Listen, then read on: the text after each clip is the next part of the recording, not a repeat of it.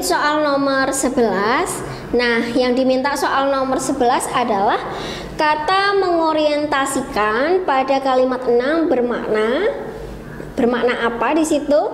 Berarti kalian hanya membaca nomor 6. Kemudian ketika tempat mereka tidur diambil, mereka membutuhkan waktu sekitar 5 detik untuk bangun dan mengorientasikan diri mereka kembali.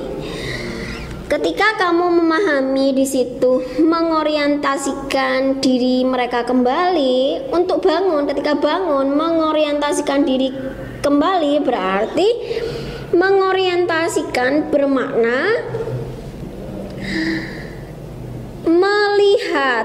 melihat sekeliling. Maknanya orientasi ini adalah melihat sekeliling, baik waktu, tempat, dan suasana. Jadi tentang situasi. Ubur-ubur itu ketika bangun berarti melihat apa? Tentunya melihat sekelilingnya, situasi sekitar.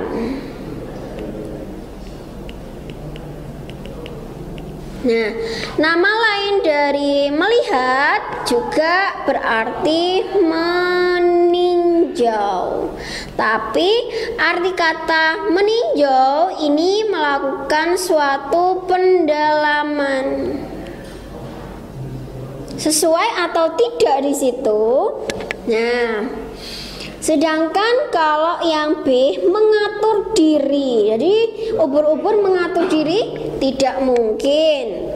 Kemudian memusatkan diri, terpusat pada satu titik juga tidak mungkin. Yang D menentukan diri mereka kembali. Nah, di situ bisa jadi yang D itu menentukan. Kalau yang E mengembalikan, tidak mungkin kembali ubur-uburnya. Pada dasarnya kalau bangun ya sudah bentuknya juga ubur-ubur seperti itu ya. Jadi kalau mengorientasikan itu nama lainnya adalah bermakna menentukan. Walaupun di situ meninjau juga betul, tapi disesuaikan dengan konteks kalimatnya. Jadi konteks kalimatnya itu koherensi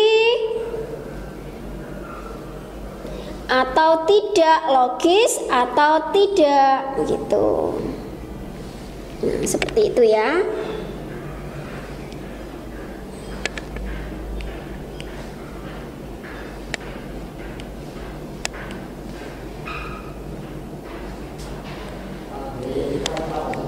Oke, jadi jawabannya nomor 11 adalah D, yaitu memiliki makna menentukan.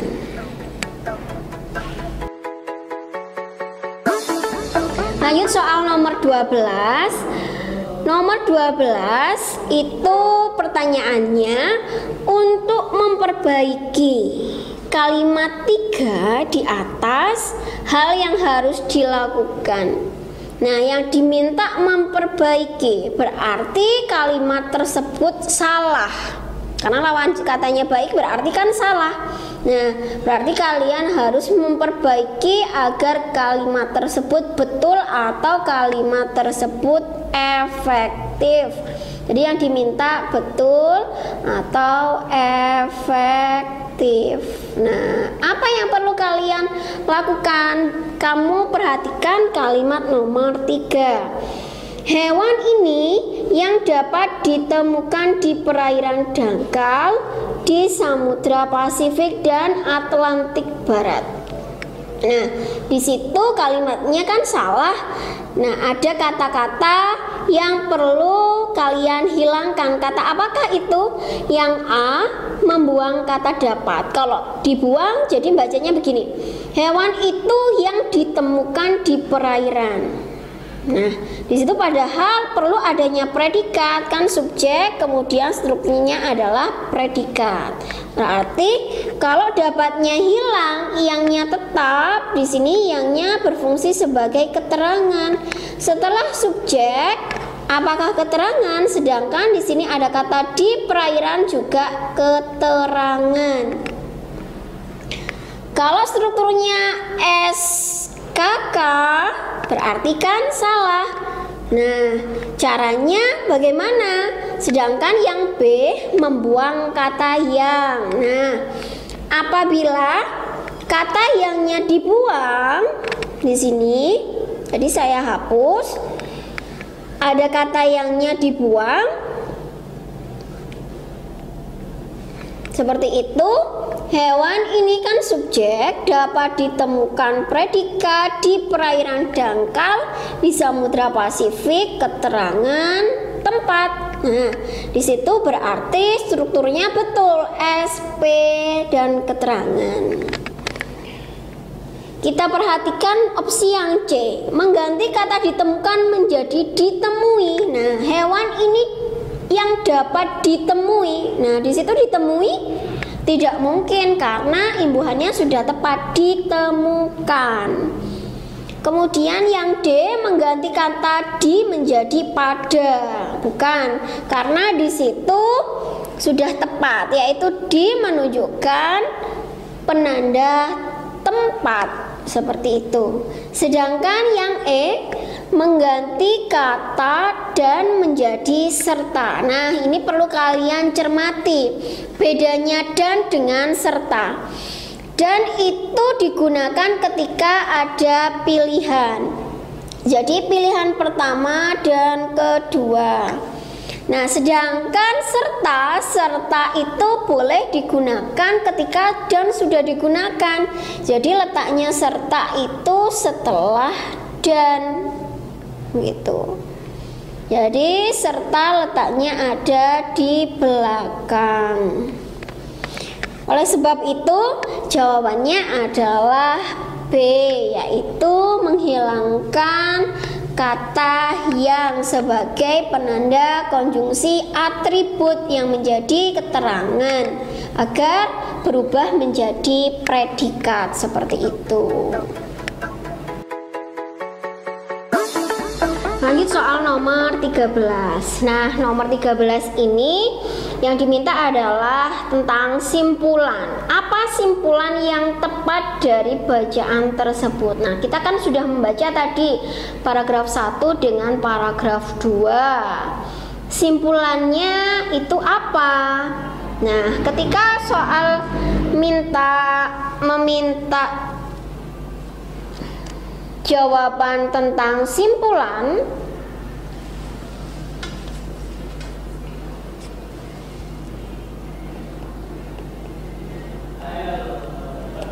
berarti di sini adalah pendapat seorang pembaca. Apa yang bisa kalian ambil?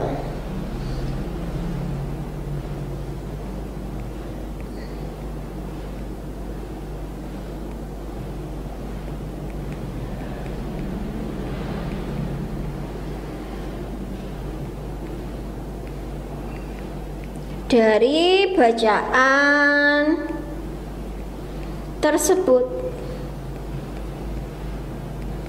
tentunya yang diminta adalah secara implisit, bukan eksplisit. Sifatnya di sini tersirat. Karena yang diminta adalah simpulan ketika sudah membaca, bukan simpulan dari teks atau tersurat. Nah, kalau yang diminta simpulannya tersurat berarti sama persis dengan teks, tetapi yang di sini yang diminta adalah simpulan pembaca. Nah, yang A, perilaku tidur memiliki 2 kriteria. Di situ kalau jawabannya yang A ini hanya ada pada paragraf 2. Di sini para peneliti menyimpulkan bahwa kan ada dua kriteria penting tentang tidur. Yang pertama, berkurangnya aktivitas dan respon terhadap stimulus. Jadi jawaban yang A salah, hanya ada di paragraf 2. Yang B, kebiasaan tidur setiap hewan berbeda. Nah, sedangkan di sini menjelaskan ubur-ubur, bukan hewan secara umum.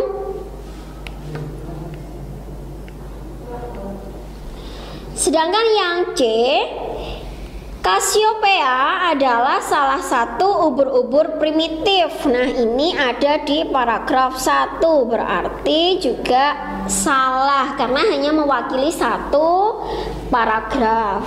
Sedangkan yang D, tidur adalah kebutuhan dasar bagi makhluk hidup. Sedangkan di situ hanya menjelaskan tentang hewan. Kalau makhluk hidup berarti kan bisa manusia, bisa tumbuhan, hewan.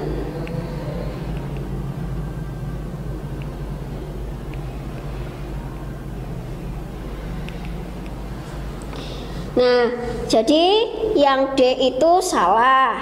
Kemudian yang E, perilaku tidur pada ubur-ubur berbeda dengan hewan lain. Nah, di kalimat terakhir pada paragraf 2 di situ dikatakan bahwa hal ini berarti tidur menjadi keadaan perilaku paling kuno yang tertanam dalam garis keturunan hewan. Nah, berarti ada hewan lain yang dibandingkan. Nah, subjek utamanya apa yang dibahas adalah ubur-ubur. Jadi gabungan antara simpulan ke 1 paragraf 1 dengan paragraf 2 itu ada di opsi yang E, yaitu perilaku tidur pada ubur-ubur berbeda dengan hewan lain. Mudah kan ya? Jawabannya E. Pada soal nomor 14 dengan teks yang sama, gagasan awal yang mendahului bacaan di atas adalah, manakah yang tepat untuk mengisi gagasan awal pada paragraf ke-1? Nah, kita harus menyesuaikan dulu isi paragraf pertama tadi. Sedangkan paragraf pertama itu menjelaskan tentang ubur-ubur yang paling primitif, berarti jenis ubur-ubur. Berarti 1 yang dijelaskan yaitu Cassiopeia. Sedangkan yang kedua di situ berdasarkan penelitian seorang peneliti. Nah, peneliti tentang gagasan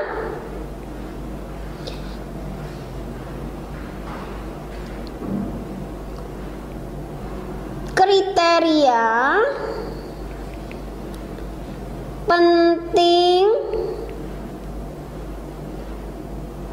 tidur bagi Cassiopeia. Nah, kira-kira atau prediksi manakah yang paling tepat? Biasanya kalau soalnya itu memprediksi, kadangkala digantikan dengan pertanyaan paling mungkin benar. Yang A, manfaat tidur bagi ubur-ubur, sedangkan kriterianya baru dijelaskan di paragraf kedua, kemungkinan ada di paragraf ketiga. Manfaatnya tidur. Yang B, perilaku tidur pada makhluk hidup, jelas salah di sini makhluk hidup. Kenapa kok makhluk hidup? Kan yang dijelaskan ubur-ubur, bukan makhluk hidup. Yang C, ubur-ubur sebagai makhluk primitif kemungkinan benar, karena di paragraf kedua itu menyebutkan satu dari jenis ubur-ubur yang paling primitif. Jadi hanya satu. Kalau mungkin yang C itu ada di paragraf sebelumnya, mungkin benar, karena ada beberapa jenis-jenis ubur-ubur yang lain, tidak hanya Cassiopeia. Yang D, dugaan bahwa ubur-ubur tidak tidur, tidak mungkin, karena sudah dijelaskan tentang Cassiopeia juga makhluk hidup yang tidur. Yang E, tidur bagi hewan tanpa sistem saraf pusat, juga bukan, karena di sini menjelaskan ubur-ubur. Berarti jawabannya yang C. Kenapa kok yang C? Di sini nyambung atau bahasanya kohesif, ada pengulangan atau sinonim. Kata primitif, jadi primitif di paragraf 1, di situ di kalimat 1 primitif. Nah, itu diulang. Jadi ada keterpaduan antara paragraf 1 dengan kemungkinan paragraf sebelumnya. Jadi jawabannya C, ubur-ubur sebagai makhluk primitif. Soal yang terakhir yaitu soal nomor 15. Nah, pada soal nomor 15 ini mengisi titik-titik atau bagian yang rumpang atau bagian yang kosong. Jadi jangan heran apabila ada kata rumpang, maksudnya rumpang itu adalah bagian yang kosong. Bagian yang rumpang pada kalimat di atas dapat diisi dengan, nah sebenarnya di soal itu yang rumpang adalah sebelum kata beberapa itu ada titik-titik. Nah, beberapa pegawai baru mulai bekerja. Keadaan perusahaan titik-titik dikelola oleh pihak swasta itu tidak bertambah baik, titik-titik semakin menunjukkan penurunan. Nah, kita coba isi titik-titik itu. Kita harus tahu dulu subjeknya yang dibahas pada kalimat itu adalah apa. Nah, di sini kita cermati. Subjek dari kalimat tersebut adalah keadaan perusahaan. Nah, ketika ada subjek di tengah, kemudian ada kata-kata baru di depannya yang ditandai koma, di sini kemungkinan sebelum subjek itu adalah keterangan. Nah, selanjutnya dikelola itu predikat, berarti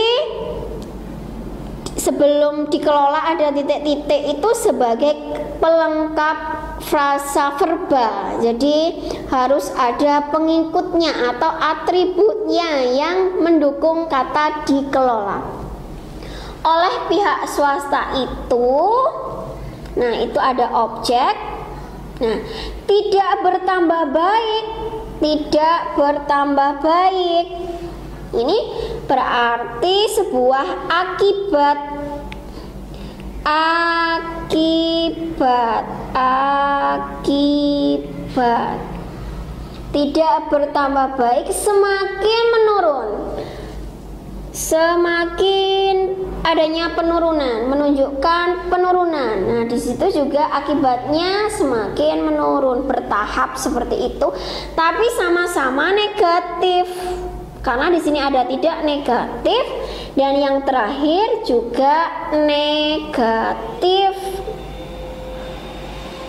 Ketika sama-sama negatif, nah, berarti kata hubung yang tepat di sini adalah dan.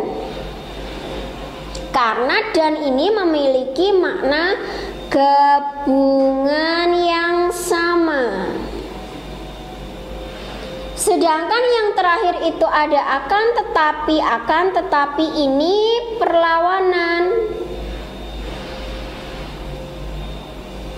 Ketika di depannya ada positif, belakangnya negatif, atau negatif, belakangnya positif. Nama lainnya tetapi. Berarti opsi yang A dan B itu salah. Nah, kemudian ketika ada jawaban akibat, berarti harus ada sebab. Konjungsi sebab itu ditandai dengan karena atau penyebabnya. Antara C, D, E itu manakah yang menunjukkan sebab? Adalah yang D. Berarti jawabannya yang D. Yang C dan E sejak itu memiliki makna atau konjungsi waktu. Nah, coba kita baca, kita susun. Karena beberapa pegawai baru mulai bekerja, keadaan perusahaan akan dikelola oleh pihak swasta itu akibatnya tidak bertambah baik dan semakin menunjukkan penurunan. Jadi sudah tepat ya. Jadi di depannya itu penandanya sebab dan akibat itu ditandai dengan karena dan ada penandanya akibatnya. Seperti itu. Jadi jawabannya D.